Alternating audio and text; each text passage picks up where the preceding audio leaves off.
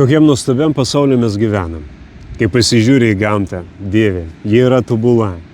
Visi mes mėgstam nuvažiuoti į atostogas, kažkur patostogauti, pakeliauti. Visi mes mėgstam mūsų nuostabią jūrą. Aš dabar Šventojoj.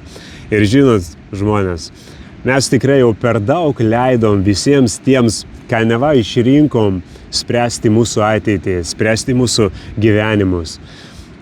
Mes juk puikiausiai matom, prie ko visą tai privedė. Pažiūrėkit, kiek karų, kiek visų nesąmonių, kiek to negatyvo, kiek to blogio yra dabar pasaulyje.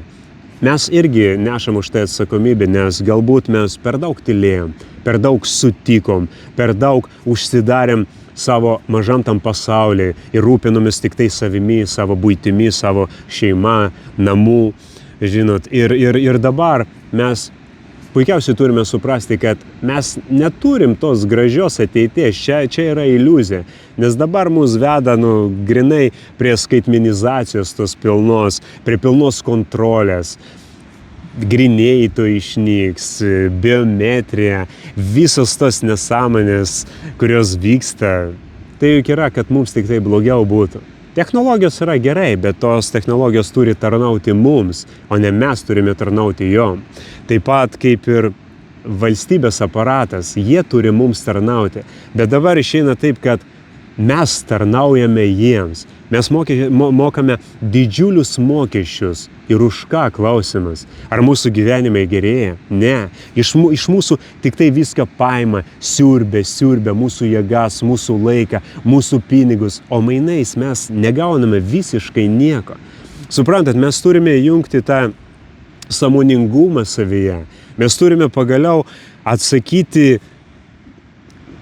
sąžiningai į tuos klausimus, ar tikrai jie nuves mūsų tą šviesią ateitį, ar tikrai jie yra suinteresuoti mums ją sukurti, padėti mums ją sukurti. Juk mes puikiausiai žinome, kad ne.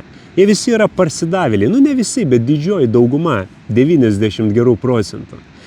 Mes turime, žinot, būti drąsus, nes ta baimė, tas pasyvumas, tas nenoras kažkaip garsiai išsakyti savo mintį, savo mintis, kažką kažkur parašyti, kažkur ateiti į tą patį protestą, mitingą, kažką organizuoti. Mes tik tai parodom, kad mes esame abejingi, mes esame silpni. O dabar kaip tik laikai, kada mes turime būti drąsūs, kada mes turime patys pasirūpinti savo ateitimi, savo vaikų ateitimi. Jeigu žmogaus, kuris turi šeimą, paklausti, ar tau yra svarbus tavo vaikai, tai atsakys, žinoma, taip, man yra svarbus mano vaikai, bet kodėl mes nekovojame už juos, už mūsų vaikus, už jų ateitį? Pas mane gimė dukrytė, jau bus 4 mėnesiai.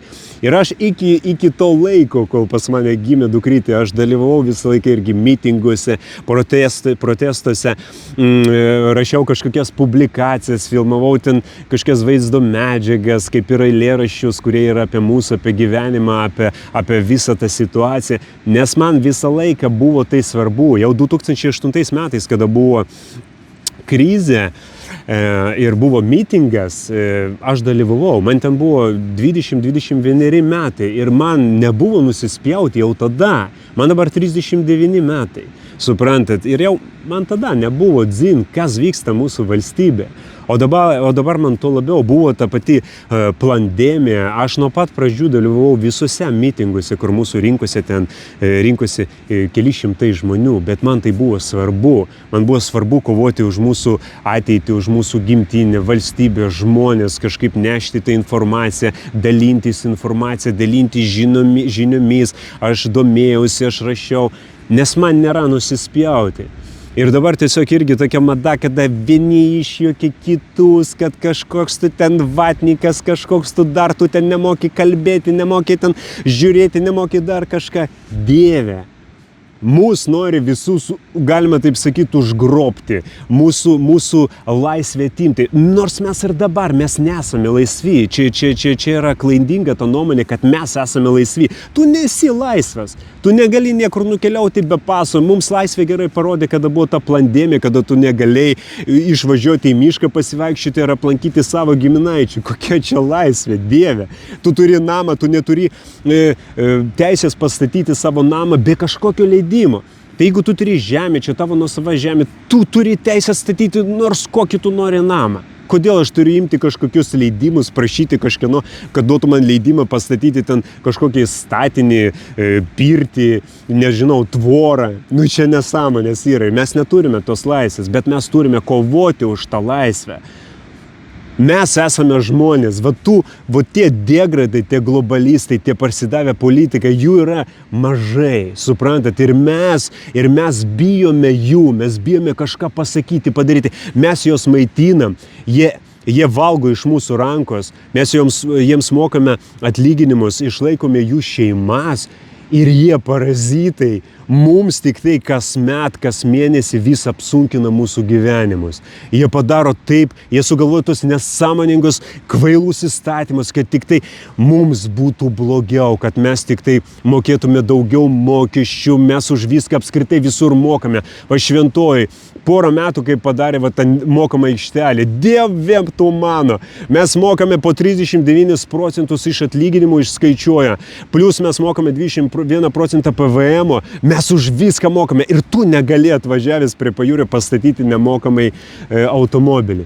Ar ten kažkur prie ežerų dabar irgi daug kur yra mokamos aikštelės. Kas per nesąmonę, kokiam mes pasaulyje gyvenam. Ir mes leidžiame visam tam dalykui būti, egzistuoti.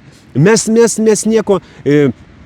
Mes neprotestuojam, mes nemitinguojam, mes neišsakom garsiai savo nuomonės, mes nesipiktinam. Dėl to visa tai ir vyksta.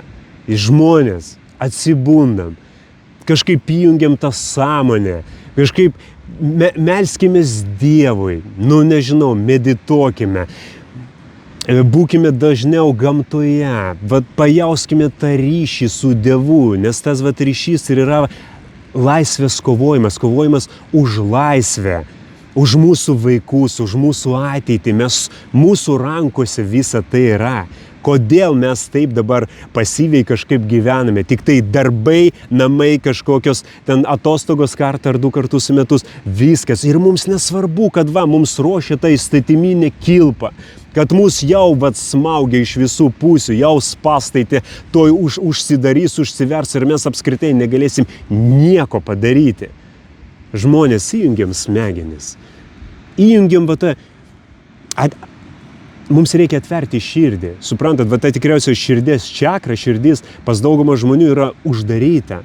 Kad nėra tos meilės, nėra tos pagarbos tarpusavio. Suprantat, mes turime gerbti vieni kitus, neišjuokinėti vieni kitus, o gerbti. Ir gerbti visų pasirinkimą. Kaip ir buvo ta pandemija. Jeigu aš nenoriu vakcinuotis, tai kodėl jūs mane išjuokėt, kodėl jūs man neleidžiat keliauti, ateiti į darbą, užeiti į parduotuvę? Kodėl visa tai? Kas per mada dabar išjuokinėt žmonės? Arba jeigu tu tai darai, tai aš tai turiu daryti. Kas per mada buvo gydytojams irgi reklamuoti visą tą vakcinaciją? Politikai reklamavo, visur tas spaudimas. Ar mes tokiam pasaulyje norime gyventi? Ar mes norime, kad mūsų vaikai gyventų tokiam pasaulyje? Aš nenoriu.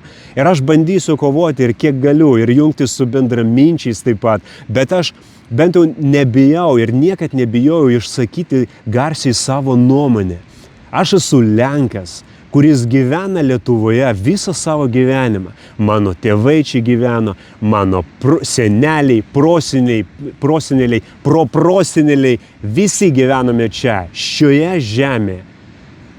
Ir aš myliu Lietuvą, aš myliu savo gimtinę, aš myliu pajūrį, aš myliu gamtą, aš myliu Dievą ir aš myliu žmonės. Ir aš kovosiu už laisvę, aš kovosiu už meilę ir aš kovosiu už savo dukrytės ir savo vaikų ateitį. Ir aš tikiuosi, jūs irgi tai darysite. Myliu jūs, apkabinu.